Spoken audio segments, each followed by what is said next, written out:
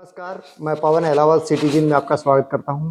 आज हमारे साथ नए मेहमान हैं उसी विषय को लेके जिस विषय में हमने पहली वीडियो में आपसे डिस्कस किया था। सुभाष चौरान जी डायरेक्टर हैं इंडस ग्रुप के। हम बात करते हैं। सर नमस्कार। नमस्कार। सर आपका स्वागत है चैनल पे। सर हम जानना चाहते हैं कि प्ले स्कूल और कोचिंग सेंटर जो हैं वो बगैर मान्यता के चल रहे हैं। आप लोगों ने पीछे प्रेस कॉन्फ्रेंस भी की थी, उसमें भी आपने प्रशासन को संज्ञान में लेके आए थे कि ये गलत चलता है, तो आप इसे कैसे देखते हैं? देखो, गवर्नमेंट ने कुछ नॉर्म्स बना रखे हैं प्राइवेट स्कूलों के लिए, कोचिंग सेंटर्स के लिए, प्ले स्कूल्स के लिए, ताकि बच्चों का सर्वांगीण विकास हो सके और उन बच्चों को पूरी सुविधाएं मिल सके जो उस बच्चे को उस उम्र में चाहिए होती हैं। तो इस तरह के जो सिस्टम बने हुए हैं, पिछले दिनों गवर्नमेंट ने नॉर्म्स तय किए कि प्ले स्कूल के लिए सर्टेन नॉर्म्स होने चाहिए, 1000 गज जमीन होनी चाहिए, इतने कमरे होने चाहिए, टॉयलेट्स की फैसिलिटीज होनी चाहिए, स्टेज का साइज ये रहना चाहिए। उसके तहत बहुत सारे प्ले स्कूल की जो मान्यता के नॉर्म उन्होंने किए वो करने का प्रावधान था। लेकिन लोगों ने क्या किया कि 1-2 कमरे का मकान है, 3 कमरे का मकान है, इसका कोई सिस्टम नहीं है, कोई कॉरिडोर नहीं है, उन बच्चों की सेफ्टी सिक्योरिटी को कि कोई वहाँ इंस्ट्रूमेंट नहीं है, तो उनमें अपने हिसाब से उन्होंने कर लिया, ना कोई फीस स्ट्रक्चर उनके लिए मायने रखती है। तो ऐसे में वो जो मशरूमिंग हो गई है प्ले स्कूल्स की, उसका एक एडवर्स इम्पैक्ट बच्चों के ऊपर आता है। वो ठीक है कि वो पढ़ा रहे हैं, टीचर भी रख रहे होंगे, सारी चीजें कर रही है, बट बच्चे का जो सर्वांगीण विकास एक सही जगह पर जाके पाना संभव था, उसमें काफी प्रॉब्लम रही है। तो इस तरह से हमने गवर्नमेंट को संज्ञान में लाया कि जी आप लोगों ने नॉर्म्स बना रखे हैं, बड़े बड़े स्कूल, प्राइवेट स्कूल एक नियम के तहत मान्यताएं देते हैं, उनके सारी सुख सुविधाएं तय की जाती हैं कि आपके सारे सिस्टम होने चाहिए, फायर होने चाहिए, रूम साइज क्या रहना चाहिए, सिक्योरिटी कंसर्न क्या क्या चीज़ें होती हैं, किस तरह के टीचर्स रखने चाहिए, वो सारे नॉर्म्स को फॉलो करके डिपार्टमेंट उनका एक विजिट करता है और उसमें मान्यता देने का काम करता है। तो ऐसे में उन सभी नियमों की अनदेखी करके और जगह जगह पर गली गलियों में कॉर्नर्स पे ऐसी मशरूमिंग चीज़ों की होगी, तो ये हमने सरकार के संज्ञान में लाया था कि इस तरह की का कॉन्सेप्ट को रोकना चाहिए। सर सरकार ने कोई कार्रवाई की उसको आगे लेकर? देखो, हम पिछले दिनों डी साहब से भी मिले थे, डीओ साहब के माध्यम से भी प्रेस कॉन्फ्रेंस भी हम लोगों ने की थी। एक कमेटी बनाई गई थी जिसमें सीटीएम साहब, डीओ साहब और उनका कंसर्न डिपार्टमेंट के लोगों को इन्वॉल्व किया गया था। उन्होंने कुछ स्कूलों में निरीक्षण भी किया, नोटिफिकेशन नोटिस भी जारी किए, बट अभी लेटेस्ट कोई बड़ी कार्रवाई इसमें हमें नजर नहीं आई। अभी मेरी पुरुषोत्तम शर्मा जी से भी बात हुई थी, उन्होंने कहा था कि हम हरियाणा लेवल पे एक मीटिंग करेंगे और यदि ऐसा हुआ मीटिंग में और सरकार ने हमारी बात नहीं मांगी तो हम विरोध प्रदर्शन भी करेंगे। आप इसे कैसा देखते हैं? देखो, आज के ज़माने में वैसे तो अभिभावक इस बात को समझते हैं, बेहतर समझते हैं कि इसका क्या रिजल्ट रहना चाहिए, बट हम लोगों ने इस मुहिम में अपना काम शुरू कर दिया है।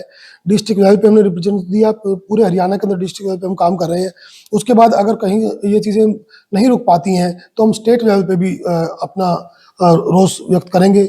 उसके बाद चाहे हमें ईएम साहब से, सीएम साहब से मिलने की जरूरत पड़ी तो हम उस पर भी अपना काम करेंगे। स्कूल भी काफ़ी हैं जो नॉर्म्स फॉलो नहीं करते हैं जी। आप, और कोचिंग सेंटरों के तो रूल ही नहीं है एक्चुअल में, तो सरकार के द्वारा कोई निर्धारित रूल है नहीं कि कोचिंग सेंटरों में क्या होना चाहिए।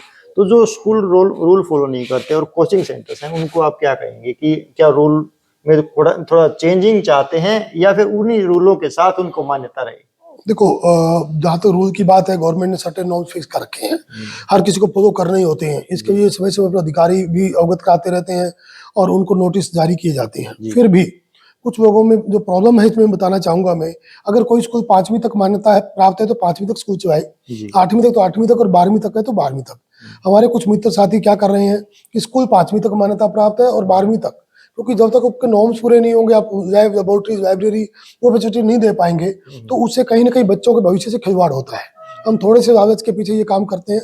तो मैं तो सभी स्कूल साथियों से कहता हूँ कि आप एक अच्छी शिक्षा दें, उच्च शिक्षा दें, परंतु उसमें जिस स्तर तक आपकी मान्यता दी गई है आप उसमें काम करें। जहाँ तक कोचिंग सेंटर की बात है, कोचिंग सेंटर पे भी कॉन्सेप्ट हमने यही बात की थी, ट्यूशन पढ़ाओ, पेरेंट्स पढ़ाना चाहता है, आप भी रोजगार अपना कर रहे हैं, उसमें कोई प्रॉब्लम नहीं है।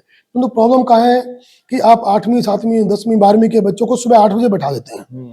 अब स्कूल बच्चा नॉन अटेंडिंग कहीं और से नाम कहीं और चल रहा है, पढ़ा कहीं आप और रहे हैं, उस बच्चे को सर्वांगीण विकास कैसे होगा? ना उसकी मॉर्निंग असेंबली हो रही है, ना उसको स्पोर्ट्स में कोई गेम मिल रहा है, ना लाइब्रेरी पीरियड उसका हो रहा है, ना वो बच्चा बाकी बच्चों में कंपटीशन प्राप्त कर पा रहा है। जी। तो ट्यूशन की जो परंपरा है, परिपाटी है, वो ट्यूशन स्कूल टाइमिंग के बाद रहती है।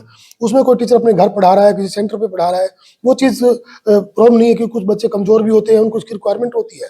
लेकिन आप सारे नियमों की अनदेखी करके और सुबह से ही पढ़ाना शुरू कर देते हैं, और आपने एक 150 गज में स्कूल शुरू कर लिया, तो ये बिल्कुल सही नहीं है। और साहब, उनका नाम भी तो कहीं चलता होगा।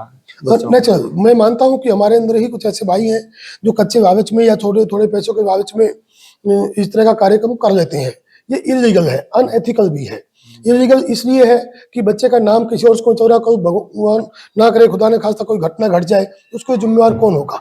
तो इसलिए उसको रोकने का प्रयास करना चाहिए। तो उनको खुद भी सोचना चाहिए कि इसका कितना बड़ा भयंकर रूप आ सकता है। सभी को आप चैनल के माध्यम से क्या संदेश देना चाहेंगे?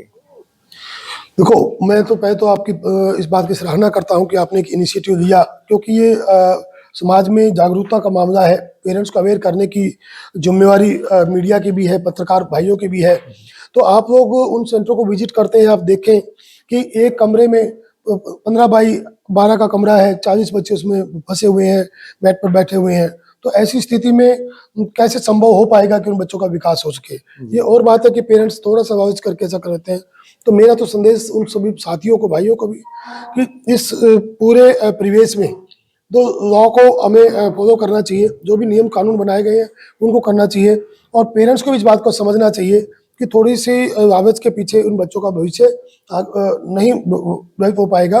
तो वो भी इसका प्रयास करें कि एक जागरूकता उनके अंदर आए, और इस तरह की रिक्वेस्ट, क्योंकि गवर्नमेंट भी इसमें प्रयास कर रही है। गवर्नमेंट डिफरेंट डिफरेंट माध्यमों से, चिराग योजना के माध्यम से या और माध्यम से प्राइवेट स्कूलों में बच्चों को एडमिशन दिला रही है। तो उनको उस सुविधा का फायदा उठाना चाहिए, ताकि उनके बच्चों की शिक्षा भी ठीक मिल सके और वो बच्चे का आगे सर्वांगीण विकास हो सके। धन्यवाद सर हमसे बात करने के लिए।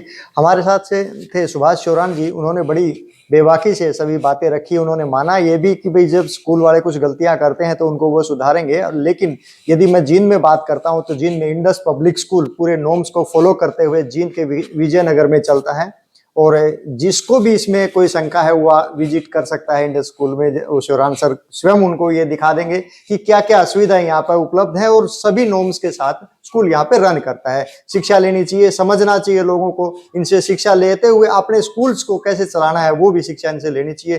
धन्यवाद, नमस्कार, जय हिंद।